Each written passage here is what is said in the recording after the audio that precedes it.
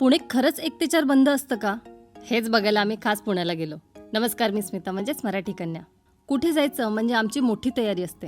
गाडीचं final checkup, washing या गोष्टी तर आल्याच, सोबत स्वतः पण नीटनेटकं दिसणं गरजेचं असतं.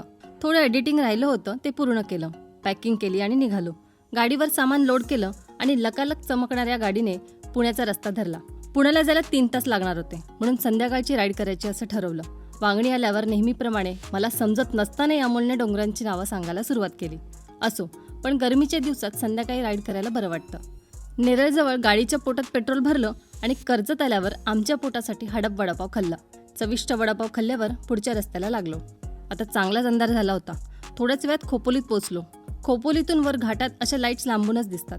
खंडाळा घाट चढायला लागलो तेव्हा समजलं एक्सप्रेस हायवेला लाईट्स लागलेत.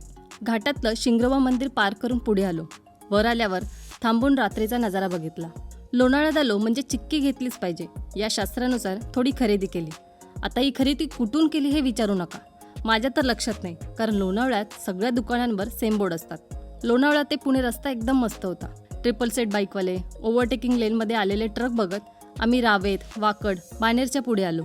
खूपच चर्चेत असणारा चांदणी चौक पटकन पार केला आणि सिंहगड रस्त्यावर असणाऱ्या नांदेड सिटीमध्ये आलो. आतमध्ये पिलाजीराव जाधवराव सरदारांचं मस्त शिल्प उभं केलंय.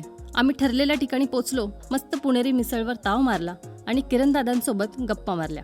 बऱ्याच वर्षांनी आम्ही भेटलो, त्यामुळे गप्पा अविरत चालू होत्या. भेटूया पुढच्या व्हिडिओमध्ये. मस्त पुणे फिरूया. तोपर्यंत ओके, बाय.